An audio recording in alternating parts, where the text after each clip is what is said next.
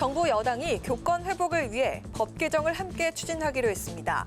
특히 무분별한 아동학대 신고로부터 교원을 보호하기 위해 직위 해제 요건을 강화하는 내용을 개정 법안에 담기로 했습니다.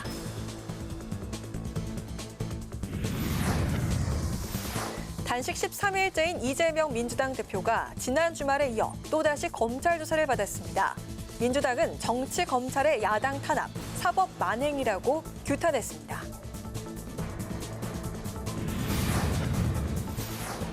말레이시아를 공식 방문 중인 김진표 국회의장이 상하원 의장을 잇따라 만나 현직 한국 기업에 대한 지원과 2030 부산 엑스포 지지를 당부했습니다.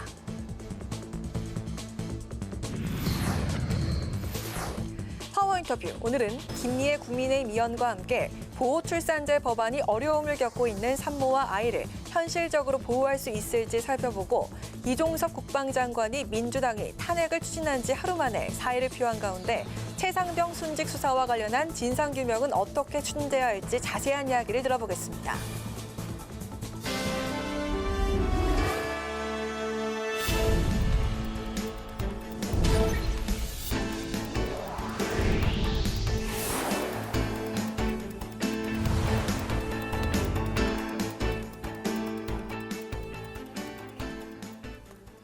여러분 안녕하십니까? 9월 12일 화요일 국회 라이브 6 시작하겠습니다. 국민의힘과 정부가 교원에 대한 악의적인 아동학대 신고를 막기 위한 방안을 논의했습니다. 서희초 사건 이후 교사들의 극단적 선택이 잇따라 발생하자 교권 회복에 나선 건데요. 당정은 아동학대 혐의로 교원이 조사를 받을 때 수사기관에서 해당 교원 소속 교육청 의견을 의무적으로 청취하도록 법 개정을 추진할 방침입니다. 보도에 남수지 기자입니다.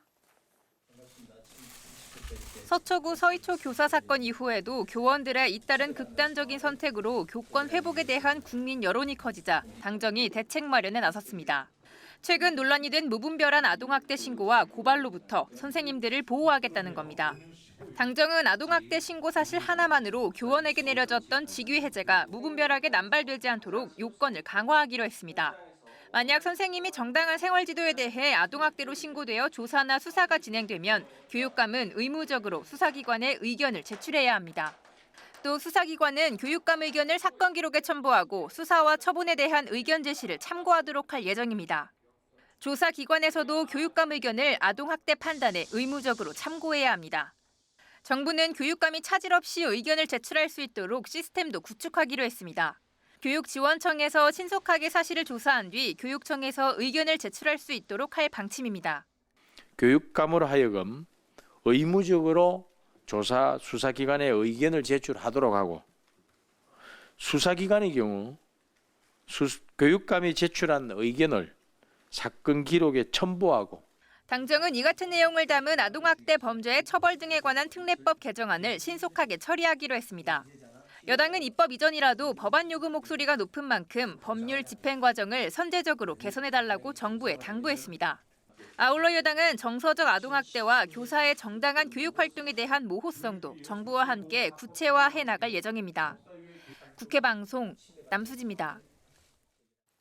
이재명 민주당 대표가 쌍방울 대북 송금 의혹과 관련해 지난 토요일에 이어 또다시 검찰 조사를 받았습니다. 민주당은 의원총회를 열고 검찰이 잔혹한 사법 만행을 벌이고 있다며 증거 없는 조작 수사를 중단하라고 규탄했습니다. 김동희 기자입니다. 더불어민주당은 검찰이 13일째 단식 농성 중인 이재명 대표를 다시 소환한 건 망신 주기를 넘어 잔혹하고 악랄한 정치검사의 사법 만행이라고 강력 규탄했습니다. 단식 중인 제1야당 대표에 대한 이딴 검찰의 소환 조사는 우리가 일찍이 보지 못했던 일입니다. 그 혐의 여부를 떠나서 검찰의 이런 행태에 대해서 많은 국민들이 지나치다고 보고 있습니다. 그러면서 윤석열 정권이 검찰 독재로 내년 총선까지 야당 탄압을 이어갈 것이라며 단호히 규탄하고 대응해야 한다고 주장했습니다. 의원총회 현장에선 무소불위의 검찰 소굴로 이 대표를 내줄 수 없다는 발언도 나왔습니다. 비공개 회의에선 이재명 대표의 단식 중단을 요구하자는 의견도 다수 나온 것으로 전해졌습니다. 수원지검에 재출석한 이재명 대표는 아무리 자신을 불러서 범죄자인 것처럼 만들려 해도 없는 사실이 만들어질 순 없다고 강조했습니다. 오늘은 대북 송금에 제가 관련이 있다는 증거를 제시하는지 한번 보겠습니다. 북한에 방문해서 사진 한 장 찍어보겠다고 생면부지 얼굴도 모르는 이 조폭 불법 사채업자 출신의 부패 기업가한테 100억이나 되는 벌금을 북한에 대신 내주라고 하는 그런 중대 범죄를 저지를 만큼 제가 어리석지 않습니다. 한편 이종섭 국방부 장관의 사의 표명에 민주당은 외압의 몸통을 감추기 위한 은폐 작전이라며 사표 수리가 아닌 해임을 주장했습니다. 그러면서 특검법 추진을 통해 최상병 사건 수사 외압 의혹 관련 책임을 묻겠다고 밝혔습니다. 또 정부가 수사 외압 관련 의혹이 있는 장관부터 비서관까지 황급히 교체하는 건 눈속임이자 도주를 위한 개각이라고 비판했습니다. 국회 방송 김동희입니다. 대장동 허위 인터뷰와 관련해 열린 과학기술정보방송통신위원회 전체 회의가 여야 간 합의에 이르지 못해 파행했습니다. 민주당은 개별 보도 내용에 대한 안건은 언론 자유의 위기를 초래한다고 주장했고, 국민의힘은 허위 인터뷰는 명백한 대선 공작이라고 못 박았습니다. 보도에 유지희 기자입니다. 여당의 요청으로 오늘 오후 열린 국회 과학기술정보방송통신위원회 전체 회의는 야당 의원들의 불참으로 30분 만에 산회했습니다. 민주당은 여야 간 합의되지 않은 일정이라며 회의 참석을 거부했습니다. 과방위는 긴급 현안 질의를 열어 김만배 신앙님 허위 인터뷰 논란 관련 문제를 제기하고 대응책을 논의할 예정이었습니다. 앞서 김만배 씨와 신앙님 씨의 인터뷰는 대통령 선거 사흘 전 뉴스타파를 통해 공개됐고 다수의 방송사가 이를 인용해 보도했습니다. 야당을 대표해 홀로 회의에 참석한 조승래 의원은 개별 보도에 대한 안건은 언론 자유의 위기를 초래한다고 주장했습니다. 이러한 행위는 정말로 자칫하면 언론에 대한 폭거로 또 때로는 광기로 비춰질 수가 있습니다. 그래서 언론 자유에 심각한 위축을 가져올 수 있는 사안이라 우리는 판단을 하고 있기 때문에 그것 자체가 안건이 될 수 없다. 그렇게 말씀을 드리는 것이고. 조 의원은 발언 직후 바로 회의장을 떠났습니다. 여당은 가짜뉴스의 배후를 파악하려는 시도는 언론 탄압이 아닌 언론을 위한 길이라고 반박했습니다. 또 김만배 신앙님 대장동 인터뷰 논란은 명백한 대선 공작이라며 목소리를 높였습니다. 김만배 신앙님 대선 공작은 실패한 대선 공작입니다. 만약에 이 정권이 윤석열 정부가 아니라 이재명 정부였다면 이 사건 드러나지도 않았을지도 모릅니다. 우주항공청 설립과 R&D 예산 삭감을 놓고 힘겨루기를 하고 있는 상황에서 대장동 허위 인터뷰 의혹까지 불거진 과방위. 내일부터 우주항공청 설치 관련 법안 마련을 위한 안건조정위원회가 열리지만 각종 현안을 놓고 파행이 이어지고 있어서 과연 추석 전까지 논의가 마무리될 수 있을지 우려하는 목소리가 높아지고 있습니다. 국회 방송 유지희입니다.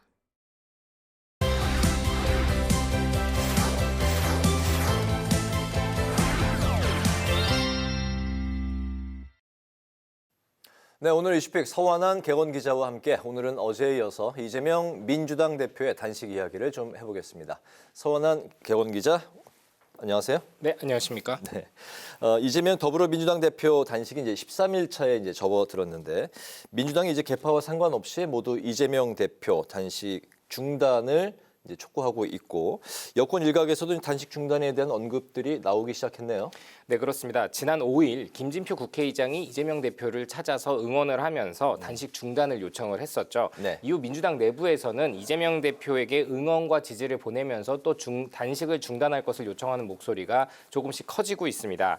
이 박병석 전 국회의장, 또 김영주 국회부의장 등 이 4선 이상의 중진 의원들이 이재명 대표를 찾아서 단식을 만류했고요. 또 비명계인 설훈, 홍영표, 전해철 의원, 또 이낙연 전 대표까지 찾아서 단식을 멈출 것을 요청을 했습니다. 또 비명계인 박지원 전 비대위원장은 이 대표를 찾아서 눈물을 흘리면서 이 건강 회복식을 해드리겠다고 얘기한 게 화제가 되기도 했습니다. 기본소득당의 용해인 의원 역시 이재명 대표를 예방하는 자리에서 단식을 그만둘 것을 요청을 했습니다. 하지만 아직 대통령실이나 여당에서는 아무런 움직임이 없는 상황인데요. 이에 대해서 이 새누리당 시절에 대표를 역임했던 이정현 전 대표는 이 상대방이 어려움에 처해 있을 때 상대방의 손을 잡아주고 또 상대방이 건강을 회복하면 또 싸우면 된다면서 국민의힘에 전향적인 태도를 요청을 했습니다.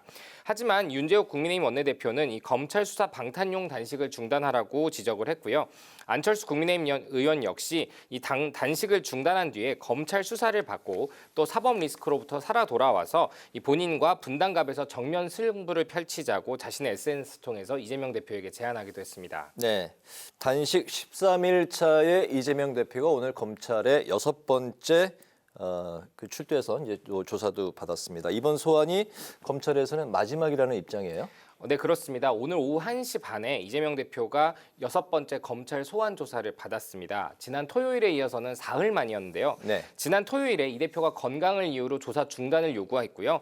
특히나 이 진술 취지가 제대로 반영되지 않았다면서 조서에 서명을 하지 않았습니다. 그래서 검찰은 오늘 오전에 다시 출석해서 조사를 받으라고 요구를 했고요. 이재명 대표는 오늘 오후 1시 반으로 조정된 시간에 검찰에 출석해 조사를 받았습니다. 이 대표는 오늘 검찰 수사를 앞두고 단식 이후 처음으로 이 최고위원회의도 불참을 했습니다. 또 앞서서 보셨지만 이 출석하면서 아무리 불러서 없는 조사를 해도 이 없는 범죄 혐의를 만들어낼 수 없다면서 검찰의 수사를 규탄을 했습니다. 검찰 역시 이런 이 대표의 건강 사태를 고려해서 핵심 문항만 추려서 질문을 했다는 겁니다. 특히 이번이 마지막 소환이라는 점을 분명히 언론에 밝혔는데요. 다만 이번 이 대표가 이 조사는 1시간 30분 정도 만에 끝났지만 이 조서 날인에 좀 더 시간을 들이면서 아직 이재명 대표가 검찰 청사를 나온 것은 아닌 것으로 알려졌습니다. 이미 검찰 안팎에서는 이 조사 전부터 이 구속영장 청구 시점을 놓고 여러 얘기들이 나오고 있습니다. 이번 달 21일 또 이번 달 25일 이 본회의가 열리는데 이때 표결을 염두에 두고 빠르면 이번 주 중에 늦어도 다음 주 초에는 영장을 청구하는 안이 거론이 되고 있는데요. 네. 만일 이 검찰의 영장 청구가 늦어져서 25일이 넘게 되면 추석 연휴와 또 다음 달 이뤄지는 국감 일정 때문에 본회의가 11월에나 열립니다. 때문에 11월에나 이 체포동의안 표결이 이뤄지기 때문에 검찰이 조만간 이재명 대표에게 구속영장을 청구할 것이라는 얘기가 나오고 있습니다. 네, 추석이나 여러 가지 이제 그 시일을 감안해서 이번 주 중에 구속영장이 청구될 것으로 이제 유력하게 이제 점쳐지고 있는 상황이고 이재명 대표가 조사는 끝났지만 아직 청사를 나오지는 않은 것으로 보인다.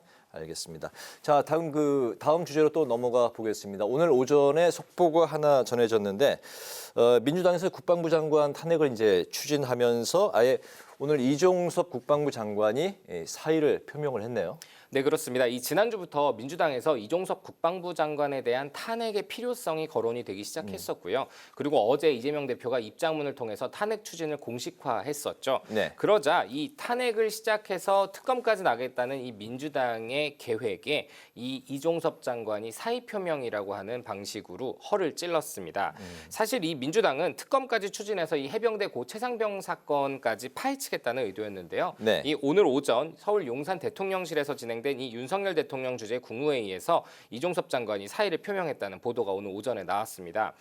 이 만일 탄핵이 소추가 되면 이 헌법재판소에서 판단이 나오기까지 최소 6개월 이상이 예상되는 상황에서 이 국방부 장관으로서 이 안보 공백 사태를 우려해 사의를 결심했다는 겁니다. 이 탄핵 소추안이 발의되면 이 장관은 직무 정지가 상태가 되고요. 정부는 해임을 할 수가 없습니다. 박주민 의원은 민주당 의원이죠. 박주민 민주당 의원은 이 때문에 이 후임 장관이 취임일까지 공석이 아니기에 탄핵을 추진하는 한은 빠르게 검토해야 된다라고 오늘 오전에 라디오에 출연해서 얘기했을 정도인데요. 네. 이종섭 장관이 이런 민주당의 계획을 고려해서 선제 대응을 했다는 평이 나옵니다. 특히 이 장관은 이 홍범도 장군의 흉상 이전을 놓고 여권 일각에서도 자진 사퇴론이 나왔을 정도죠. 이런 것들을 모두 고려할 것으로 보입니다. 검사 출신인 이 유상범 국민의힘 수석 대변인은 이 장관이 탄핵 소추 전에 사표를 제출해서 사의가 되면 탄핵의 요건 자체가 없어진다라고 해석을 했는데요. 다만 오늘 오후까지 이 대통령이 아직 사의를 제가했다는 소식은 전해지지 않았습니다. 그렇군요. 탄핵소추안이 발의가 되면 해임을 할 수 없기 때문에 선제적으로 사의 표명을 했다. 네. 그런 가운데 이르면 이번 주 중에 원래 빠르면 또 오늘 중으로 나올 수도 있다는 게 소식이 전해졌었는데 바로 그 소폭의 개각이었는데 국방부 장관 후보자를 포함한 개각설이 이제 나왔었습니다. 신원식 국민의힘 의원이 그 후보군 중에 한 명으로 거론이 되고 있네요. 네, 그렇습니다. 원래 이번에 소폭 개각 대상으로 거론됐던 부처는 이 국방부와 문화체육관광부 그리고 여성가족부였습니다. 그런데 오늘 이 국방부 장관이었던 이종섭 장관의 이 빠른 사의 표명이 좀 더 빠른 소폭 개각에 영향을 주는 게 아니냐 이런 분석이 나옵니다. 일단 이 국방부 장관의 후보자로서는 이 신원식 국민의힘 의원이 유력한 것으로 전해지고 있습니다. 네. 신 의원은 이 육군 수도방위사령관과 이 합동참모본부의 작전본부장 또 합동참모차장을 거친 엘리트 출신의 삼성 장군 출신입니다. 하지만 이 해병대 최상병 순직 사건뿐만 아니라 이 홍범도 장군의 흉상 관련해서부터 일찌감치 문제를 제기하는 등 이 윤석열 대통령과 윤석열 정부의 철학을 공유하고 있다라는 얘기가 나왔었는데요. 네. 이런 신 의원은 현재 이 국회 국방의 여당 간사이기도 합니다. 때문에 이 정치적으로 중립의 위치를 지키는 게 굉장히 중요한 국방부 장관에 이 여당 현역 간사 출신 의원이 가는 게 적절하냐라는 이런 우려도 나오고 있습니다. 물론 현역 의원이 이 장관 후보자로 가게 되면 인사청문회 등에서 조금 검증에 있어서 유리하다라는 평이 나오는 것도 이미 국회에선 널리 알려진 사실인데요. 네. 하지만 이 민주당의 탄핵 시도가 나온 후에 나온 인사기 때문에 민주당도 강도 높은 공방을 펼칠 것으로 보입니다. 한편 이 문체부 장관으로는 이 유인촌 전 문체부 장관이 유력한 가운데 이 5선 의원 출신인 정병국 한국문화예술위원회 위원장도 유력 후보군으로 거론이 되고 있고요. 여가부에는 김행 전 의원이 역시 유력 후보군으로 거론이 되고 있습니다. 대통령실 측은 언론에 이전부터 이 검토되어 왔던 인사안이기 때문에 현재 대통령의 결심만 남은 상태다라고 이 상황을 전하고 있습니다. 그렇군요. 현역 의원이 청문회에 가게 되면 인사청문회에 이제 가게 되면 현역 의원들끼리 좀 봐주기 문화가 있기 때문에 좀 유리할 거다 뭐 그런 관측인 건가요? 네, 여지껏 한 번도 현역 의원이 장관 후보자가 됐을 때 낙마한 적이 없었던 부분 때문에 아무래도 조금 더 유리할 것이다 이런 평이 나오고 있습니다. 그런 관측이 나올 수밖에 없는 상황이군요. 서원한 객원 기자와 함께했습니다. 수고 많았습니다.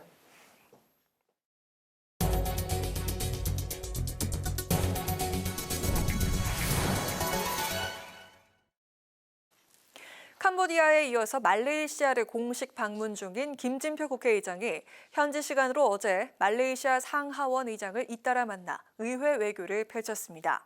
김 의장은 현지 한국 기업에 대한 지원과 부산 엑스포 지지를 당부했습니다. 보도에 강민지 기자입니다.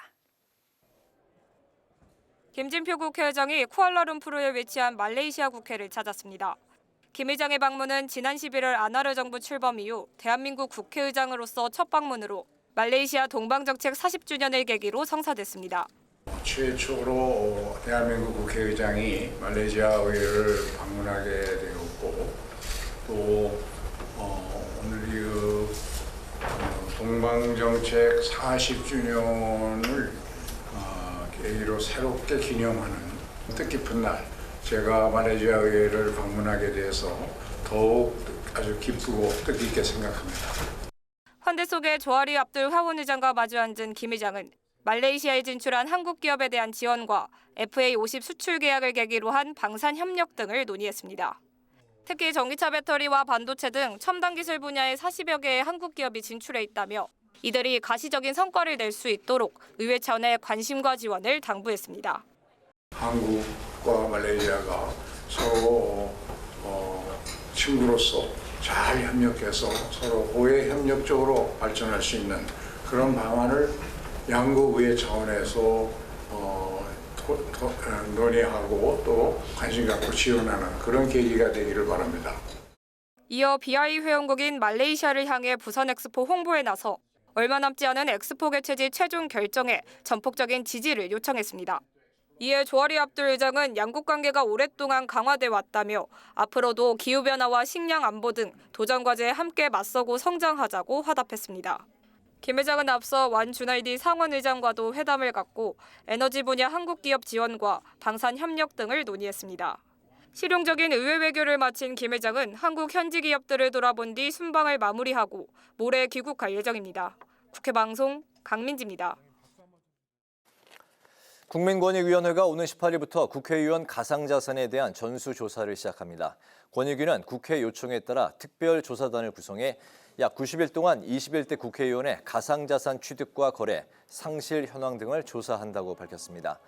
이번 조사는 가족을 제외한 국회의원 본인만 진행되며 국회에 신고된 내용과 동일한지 여부를 살필 예정입니다. 국회의장 직속 헌법 개정 및 정치제도 개선 자문위원회가 모레 강원특별자치도청에서 두 번째 국민공감 개헌 시민공청회를 개최합니다. 강원권 공청회에서는 정치권과 국민이 공감할 수 있는 실현 가능한 개헌 방안을 모색하고 개헌 과정에서 국민 참여와 상시적 단계적 개헌 절차를 도입하기 위한 개헌 절차법 제정 등을 논의할 예정입니다. 자문위원회는 15일에는 충청권, 22일 경북권, 25일과 26일에는 경남권과 호남, 제주권의 시민 의견을 청취할 예정입니다. 의료와 복지의 사각지대에 놓인 이주 배경 아동 문제를 해결하기 위한 토론회가 오늘 국회에서 열렸습니다. 김영주 국회 부의장은 미등록 이주 아동들이 존재 자체를 서류상으로 입증할 수 없다 보니 각종 돌봄이나 제도적 지원에서 철저하게 배제되고 있다고 우려했습니다. 외국인 이주 노동자 인권을 위한 모임 서권정 소장은 발제를 통해서 아동복지법 보호 대상의 국적이나 체류 자격과 무관하게 이주 아동을 포함시키고 국민기초생활보장법에 외국인 특례 조항을 개정해 이주 아동들이 사회적 권리를 보장받을 수 있게 해야 한다고 강조했습니다.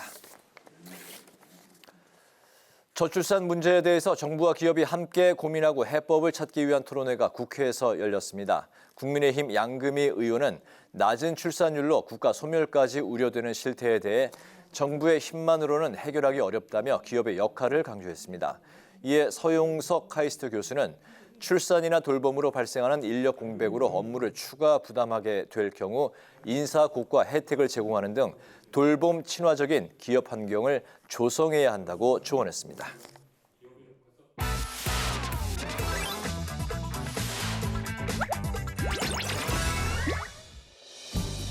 (9월 12일) 강아랑이 전해주는 정치권의 뜨거운 말말말 강아랑의 정치랑입니다.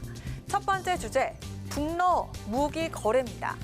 김정은 북한 국무위원장이 러시아를 방문한 것이 공식 확인되면서 한국과 미국 정부가 예의주시 중입니다.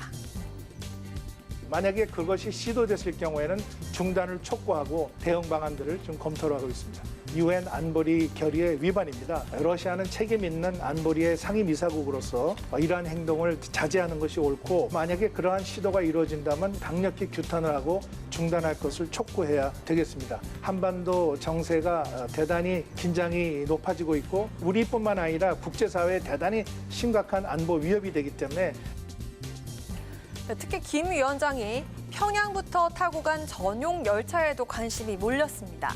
일명 방탄 열차로 일반 열차보다 무겁고 노후화돼서 시속 59km 이상 달릴 수 없는 것으로 전해지고 있습니다.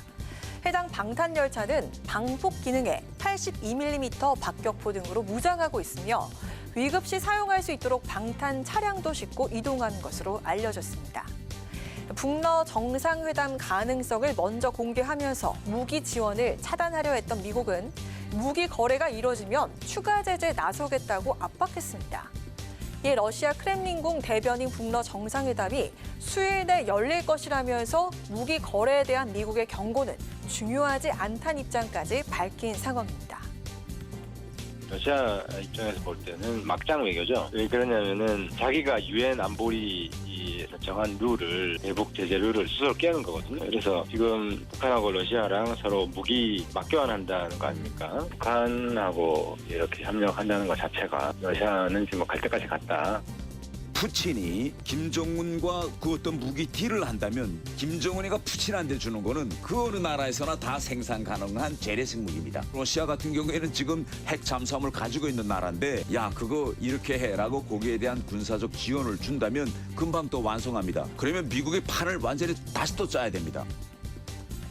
무기 거래 가능성이 높게 점쳐지는 것은 북한과 러시아 양국의 이해관계가 맞아떨어지기 때문.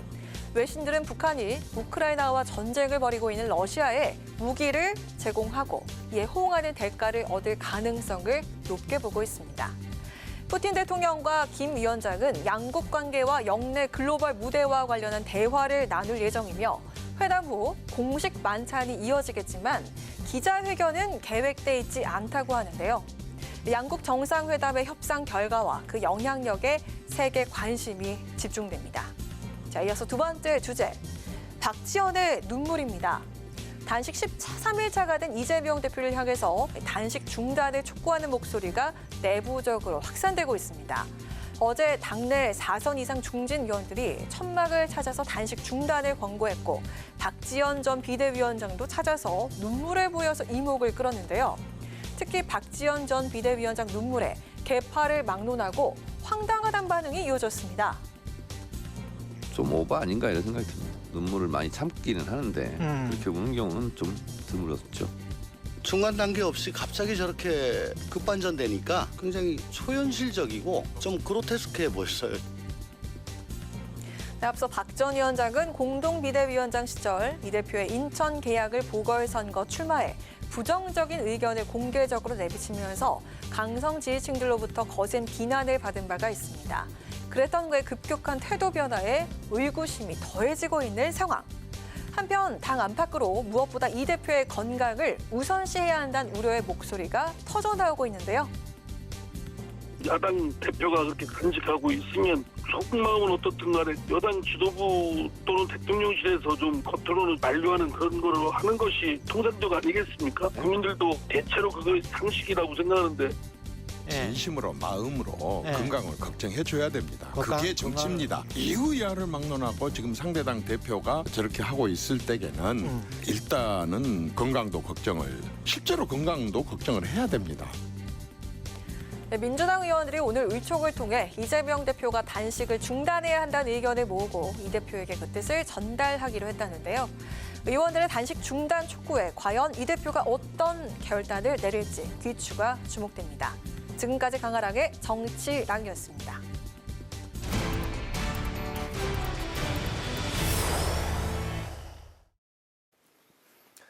이재명 민주당 대표가 오늘 쌍방울 대북송금 의혹과 관련해 두 번째 검찰 조사를 받았습니다. 민주당은 오늘 의총을 열었는데 이 자리에서 이재명 대표의 단식 상황, 건강 우려를 비롯해서 검찰의 야당 탄압 수사에 대한 규탄 발언이 이어진 것으로 전해졌습니다.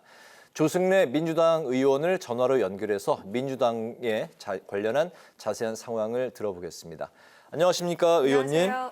예, 안녕하세요. 더불어민주당 조승래입니다. 네, 가짜뉴스 관련 현안 질의로 국회 과학기술정보방송통신위원회 일정이 이제 파행을 빚었는데요. 대장동 허위 인터뷰 의혹과 관련한 민주당 입장을 좀 정리해 주실까요? 예, 뭐 말 그대로 이제 가짜 뉴스에 대해서는 서로 공동으로 대응을 해야 될 것 같고요. 가짜 뉴스가 왜 생기고 이 문제를 어떻게 근절할 것인가, 이거에 대해서는 당연히 우리가 이제 머리를 맞대고 논의를 해야 되겠습니다만, 특정한 개별 보도에 대해서 그것을 가짜 뉴스로 규정하고 그 문제를 중심으로 한 현안 질의하자고 하는 것은, 그러니까 개별적인 보도 하나하나에 대해서 국회 상임위가 현안 질의를 하자는 취지로 받아들일 수밖에 없는 거 아니겠습니까? 그러면 이 부분은 사실상 그 언론에 대한 검열 혹은 언론 탄압의 좀 극단적인 결과, 이렇게 저희들은 이해하고 있어서 이거는 국회 과방위가 현안 질의할 수 있는 대상이 아니다, 저희들은 그렇게 판단을 했고요.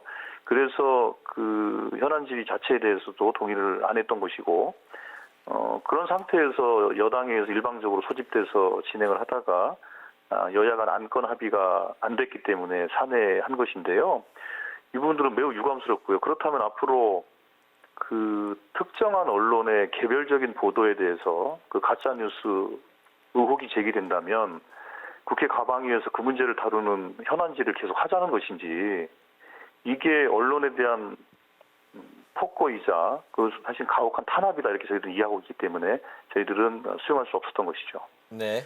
네, 사실 오늘 의총 안건은 이종섭 국방부 장관에 대한 탄핵 당론 추진으로 알려졌었는데 오늘 아침에 이 장관이 전격 사의를 표명했죠. 북러 정상회담 등에 대한 안보 공백을 이유로 들었는데 민주당이 추진하려 했던 탄핵안을 비롯해서 최상병 관련 사건 수사 의혹은 앞으로 어떻게 진행이 되는 겁니까?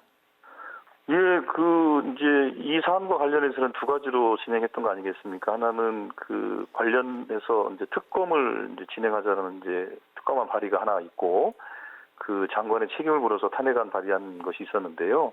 특검 추진 부분들은 저희들이 일관되게 지속적으로 좀 진행을 하겠다라는 것이고요. 그래서 누가 도대체 이 최상병 사망과 관련된 여러 가지 의혹들을 누가 은폐하려고 했고, 누가 부당한 또 불법적인 지시를 했는지에 대해서 규명하기 위한 노력들은 계속적으로 진행을 할 것이고요. 또 하나는 그것과 관련해서 이미 확인이 됐던 이종섭 장관에 대한 탄핵안을 추진하는 것이었는데 아마 오늘 사의를 표명한 것으로 봐서 대통령이 사의 수리를 언제 할 것인가가 저희들 탄핵안 추진의 이제 변수가 될 것 같습니다. 탄핵안 발의 전에 수리를 하게 되면 탄핵안 아마 발의가 좀 어려운 여건이 될 테니까요. 그 부분은 사의 표명과 대통령의 수리 여부를 좀 봐야 될 것 같고요. 결국 이렇게 장관이 사의 표명하기까지 이르게 된 것은 결국에는 이 문제에 대한 저희 당의 지적 그리고 국민들의 요구 이런 것들이 반영이다 이렇게 생각하고 있습니다. 네. 단식 13일 차에 이재명 대표가 조금 전 검찰 조사를 마치고 수원지검을 빠져나온 것으로 이제 전해졌는데요. 출석을 하면서 이제 검찰이 대북 송금과 관련한 증거를 제시하는지 지켜보겠다 이렇게 일종의 좀 자신 있어 보이는 모습을 보였는데 오늘 조사 이후에 검찰이 구속영장을 청구할 거다 이런 관측이 많이 나오고 있습니다. 체포 동의안 표결에 대한 당내 분위기가 현재 어떤지 좀 전해주실까요? 예, 우선은 체포 동의안 자체에 대한 표결 여부를 떠나서 지금 이재명 대표도 얘기를 했습니다만 지난번 조사 그리고 오늘 조사를 통해서 확인한 것은 경찰이 무슨 지난번에 대장동 사건이나 백현동 사건 다 마찬가지입니다만 검찰이 제대로 된 물증이나 증거 같은 것들을 제시하지 못한 상태에서 여러 가지 진술들을 이제 조합해서 사실상 영장을 청구하려고 하는 것이 아니냐 이런 의구심을 계속 저희들이 표한 거 아니겠습니까? 네. 그러니까 당연히 야당 대표에 대한 정치적 탄압으로 이제 규정할 수밖에 없었던 것이죠. 그래서 지금 저희 대표의 말 맞다나 과연 이런 상황에서 영장 청구가 가능할 것인가? 그거에 대해서 저희들은 오히려 의구심을 갖고 있는 것이지. 영장 청구를 전제로 해서 체포동의안 처리를 어떻게 할 것인가를 논의하는 것은 조금 더 성급하고 부적절하다 저는 그렇게 생각합니다. 네. 그리고 홍범도 장군의 공산당원 전력 논란이 의원님의 지역구인 대전 유성구에 있는 홍범도 장군로 존폐 공방으로까지 비화하고 있는데 국민의힘 소속 이장우 대전시장이 홍범도 장군로 폐지 의사를 보이자 지금 민주당이 반발한 상황이거든요. 의원님께서 최근 홍범도 장군 기념사업회가 주최하는 홍범도로 걷기 대회에 참석하셨는데 이 현재 논란에 대해서 어떻게 생각하십니까? 예, 사실 이 논란은 좀 황당하죠. 이게 홍범도 장군을 이제 귀함하셨을 때 대전 현충원에 이제 안장을 했습니다. 그때가 21년도인데요. 21년도에 대전시와 유성구가 함께 저희 지역에는 지하철역 현충원역이라고 있거든요. 이 현충원역에서 홍범도 장군의 묘역이 있는 곳까지 그 길을 홍범도의 길 그래서 이제 명예길로 이제 지정을 한 거예요. 지정권자는 시장도 아니고 이제 구청장입니다. 그런데 지금 대전시장이 뜬금없이 나서서 그거를 폐지하겠다라고 주장하는 것은 일단은 권한이 없는 사람의 이제 월권이다 이렇게 얘기할 수 있을 것 같고요. 또 한편으로는 안타깝죠. 홍범도 장군의 독립을 위해서 했던 치열한 삶과 투쟁에 대해서 생각한다면 그분이 모셔져 있는 현충원을 지역으로 하고 있는 대전시장이 그렇게 얘기하는 것은 정말 적절하지 않고요. 그거는 독립운동을 위해서 희생됐던 많은 선조들 또 열사들에 대한 좀 모독이다 이렇게 보고 있습니다. 네, 자 오늘 말씀은 여기까지 듣겠습니다. 고맙습니다. 예, 감사합니다. 네, 지금까지 조승래 민주당 의원과 이야기 나눠봤습니다.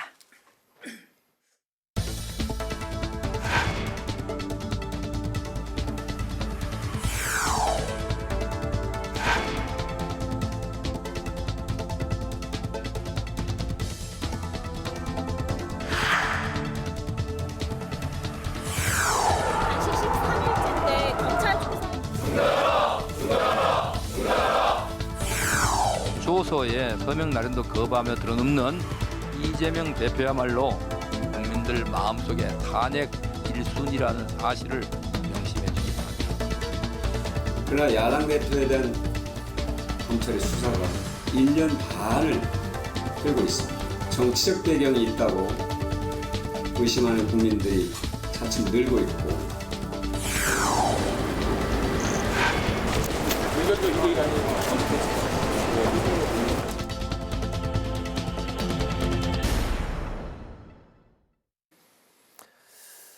오늘 오후에 대북 송금과 관련한 2차 소환 조사를 마친 이재명 대표에게 앞으로 어떤 일들이 펼쳐질지 살펴보고 또 임산부의 익명 출산을 허용하는 보호 출산제의 실효성은 무엇인지 관련한 법안을 대표 발의한 김미애 국민의힘 의원을 모시고 자세한 이야기를 나눠보겠습니다. 의원님 반갑습니다. 안녕하세요. 네, 안녕하세요. 먼저 인사드리면서 눈에 확 띄는 게 이제 가을이 왔구나 옷차림에서 네네 아주 멋져 보이십니다. 임산부가 익명으로 병원에서 출산할 수 있도록 하는 보호 출산제 법안이 국회 이제 상임위를 통과를 했는데 정부 여당은 신생아의 출생을 의료기관이 직접 지자체에 신고하는 출생통보제의 보완책으로 보호출산제를 함께 시행해야 된다 이런 이제 입장이지 않습니까? 이게 이제 어떤 내용이고 의원님이 법안을 발의하게 된 계기가 또 무엇이었는지 함께 들어볼까요? 네, 먼저 법안 발의 배경을 살펴보면은요. 제가 2020년 4.15 선거 때 당선이 돼서 국회로 들어왔는데 저는 그 이전에 부산에서 16년간 변호사로 활동했습니다. 그러면서 제가 지속적으로 관심을 가진 게 아이들이었고 그중에 가장 사회적 약자인 울음으로 밖에 또 집단적으로도 의사표시를 못하는 보호받지 못하는 아기들이었습니다. 절대 약자죠. 그렇죠. 오히려 부모가 가해자인 경우가 많기 때문에 그래서 제가 정치하는 주된 이유가 여기에 있었고 그래서 사실 들어왔는데 21대 들어오자마자 계속 노력을 했었죠. 그리고 20년 첫해 정기국회 국감 때 이 베이비박스 아기에 대한 질의를 했었고 그런데 그 국감 도중에도 베이비박스 앞에 아기를 두고 가서 저체온증으로 사망한 뉴스가 나왔습니다. 제가 국감 중간에 점심을 굶고 베이비박스 앞에 갔죠. 정말로 3발자국의 차이로 이 아기는 생과 사의 갈림길에서 죽음의 길에 갔습니다. 거기까지 간 엄마는 왜 아기를 이 따뜻한 베이비박스에 넣지를 못하고 밖에 뒀을까? 아기를 살리고자 거기까지 갔었는데 자기 신원 노출에 대한 두려움 때문인 거죠. 그래서 제가 대성통곡을 하면서 아기에게 다시는 이런 일이 생기지 않겠노라고 약속을 하고 다시 국회로 돌아와서 급하게 준비를 했죠. 그 전에 다른 의원이 발의한 게 있었죠. 이전 국회 때. 그래서 제가 보호출산법이라고 20년 12월 1일에 대표 발의를 했는데 당시 지난 정부 때부터 이건 해야 된다라고 말씀은 하시면서 다만 출생통보제와 병행 도입을 해야 된다고 했었는데 그래서 정부가 준비한다고 해도 하지 않아서 제가 계속 푸시를 해서 22년 3월에 출생통보제 법안을 발의했지만 또 속도가 전혀 나지 않고 사실은 아무도 관심이 없었습니다. 그러던 중에 제가 올해 위기감이 든 거예요. 이제 임기가 얼마 남지 않았는데 내가 이거 하나 못 처리하면 어떻게 하냐 싶어서 지난 2월에 대정부 질문 때 정말 현안도 아닌 아무것도 아닌 이거 출생통보제를 포함해서 보호출산제 도입을 위해서 대정부 질문을 했었죠.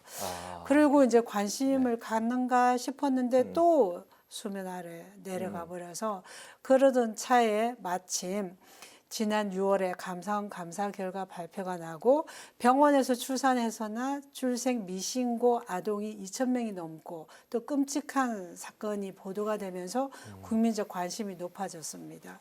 그래서 결국은 출생통보제는 도입이 됐는데 이건 안 되다가 이제 법사위에서 보건복지위로 출생통보제와 병행 도입될 수 있도록 빨리 처리를 바란다라고 공문이 왔었죠.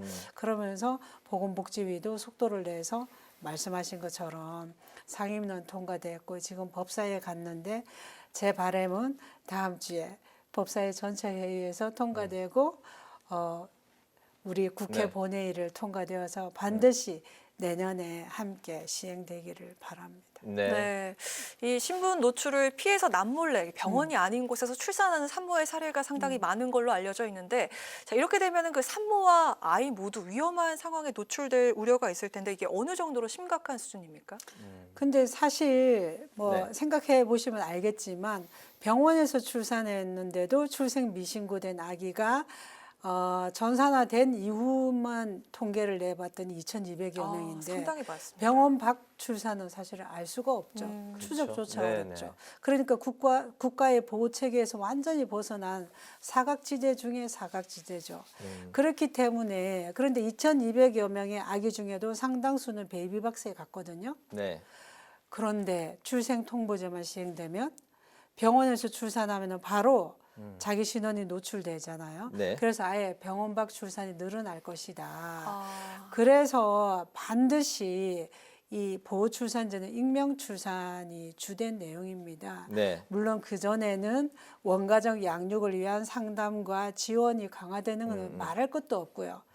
그래서 반드시 이 보호출산제가 병행 도입돼야 되고 내년 7월 19일 시행 예정일인데 그 전에 올해 통과돼서 여기서 가장 중요한 게 위기 임산부가 심리적 안정을 찾게 하는 거거든요. 네. 그러면은 상담 기관의 문을 두드렸을 때 충분히 안심하고 상담하고 본인이 보호를 받고 지지를 받고 그래서 본인이 원한다면 직접 양육도 할 수 있고 도저히 그게 어렵다면은 국가의 보호 체계 아래로 아기는 들어오고 이 임산부는 신원이 보호되는 이것이 이 법의 주요 골자죠.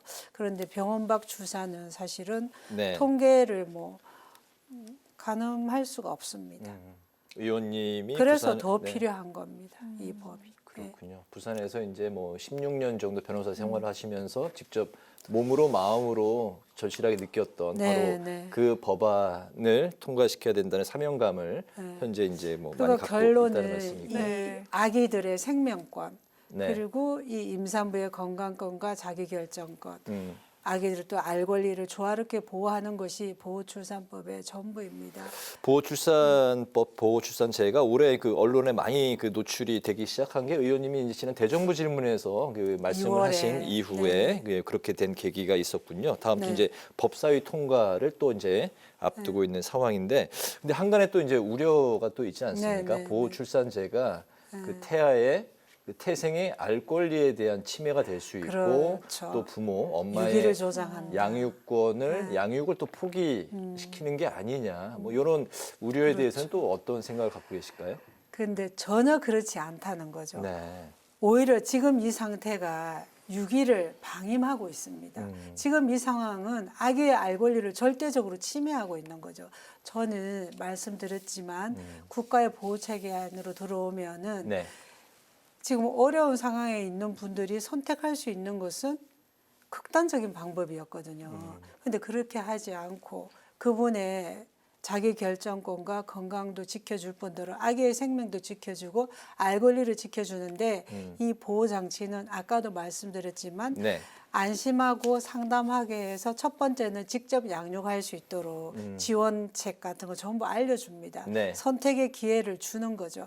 그럼에도 도저히 안 될 때는 익명 출산을 하게 하고 이 아기의 알 권리를 보호를 위해서 출생 증서에 친생 부모의 인적사항, 아기의 유전적 질환이나 또 의료적 기록 이런 것들을 전부 기록해서 보관하게 합니다. 네. 그래서 성인이 됐을 때는 정보 공개 청구를 할 수 있고 미성년일 때에도 의료적일 때에는 정보 공개를 청구해서 허용되도록 열어뒀습니다.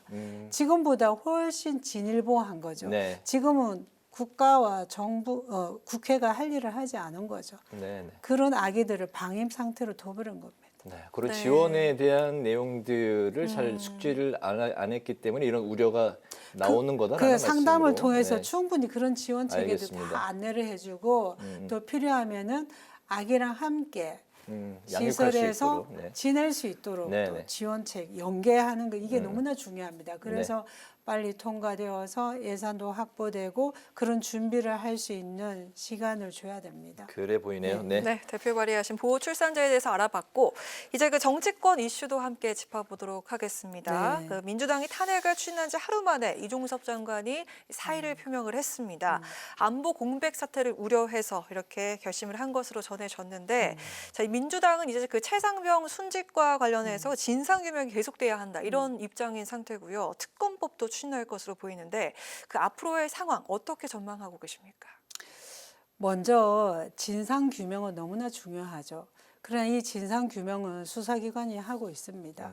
그리고 지난해 고 이예람 중사의 네. 사망 사건을 계기로 사망의 이런 사건의 경우에는 군 검찰과 군사법원이 아니라 일반 민간 수사기관과 법원에서 이 사건을 처리하게 됩니다. 그렇기 때문에 신뢰할 수 있죠. 거기서 철저히 실제적 진실 규명을 하도록 해야 되는 것이 맞고 오히려 이것을 논점을 이쪽으로 돌려서 지금 이재명 사법 리스크가 워낙 크다 보니까 저는 이 논점 흐리기의 일환으로 이렇게 한 게 아닌가 그렇게 봅니다. 그리고 이종섭 국방장관이 사의 표명을 했는데 사실은 이 교체설에 대해서는 지난주부터 언론에 이미 흘러나왔습니다. 네.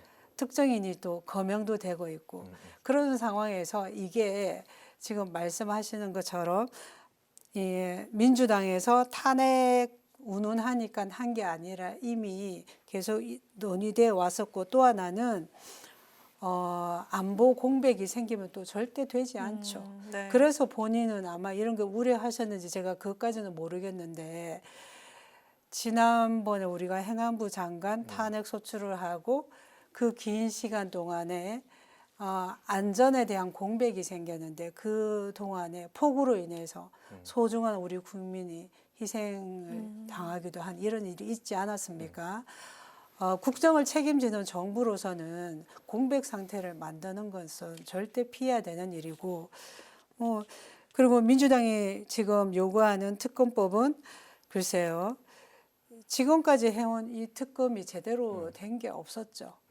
본질은 특검이 아니라 진상규명이 아니라 오로지 지금 이재명 전 지사가 국회의원이 되고 네. 민주당의 당대표가 되고 지금 뭐 또 단식까지 하는 이런 일련의 과정들 속에서 입법기관으로서 역할을 한 게 저는 뭔지 도대체 모르겠습니다. 네, 알겠습니다. 네. 말씀하신 대로 이재명 대표가 이제 단식에 이제 돌입한 상황이고 13일 차입니다. 쌍방울 대북 송금 의혹과 관련해서 이제 검찰에 재출석을 했고 검찰은 앞으로 이제 관련한 재소환은 없을 거다. 뭐 이렇게 이제 입장도 발표를 했습니다. 그렇기 때문에 이번 주 중에 여러 가지 이제 그 시일과 사안 뭐 그런 것들을 감안해서 일정을 감안해서 이번 주 중에 구속영장이 청구될 게 아니냐 뭐 이런 이제 관측이 많이 나오고 있고 그렇다면은 또 체포 동의안 표결 이건 또 어떻게 되는 것인지 표결이 부결될 것인지 가결될 것인지 관련해서 이게 법조인 의원님한테 딱 맞는 질문인 것 같습니다. 어떻게 전망하실까요?